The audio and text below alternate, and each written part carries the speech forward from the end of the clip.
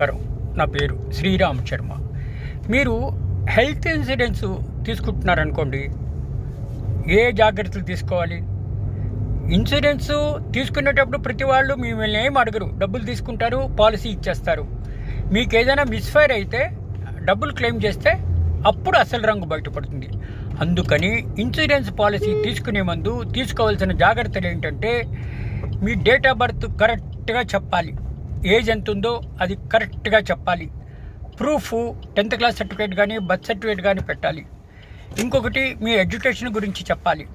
ఇంకొకటి మీరు ఏదైనా సరే జబ్బులతో సఫర్ అవుతున్నారేమో అది దాచకుండా ఉన్నది ఉన్నట్టు చెప్పాలి. మీ వంశపారంపర్యంగా ఏదైనా జబ్బులు ఉండి వాళ్ళు పోయారేమో అని అడిగితే దాన్ని కూడా సప్రెస్ చేయొద్దు. అది క్లియర్గా ట్రాన్స్పరెన్సీగా ఇన్సూరెన్స్ వాళ్ళకి చెప్పాల్సి ఉంటుంది. ఇన్ని జాగ్రత్తలు తీసుకోవాలి. ఇట్లా హెరిడిటరీ జబ్బులు కానీ, మీ ఆదాయం కానీ, మీకుండే జబ్బులు కానీ, మీకేమైనా లోపాలు కానీ ఉంటే వాటిని దాచద్దు. అది ఉన్నట్టుగా చెప్పండి. అప్పుడు మీకు ఇన్సూరెన్సు ఒకవేళ మిస్ఫైర్ అయితే క్లెయిమ్ చేయడానికి అన్నీ ఉంటాయి. దయచేసి ఇవన్నీ దాచకండి. దాచితే మీకే నష్టం.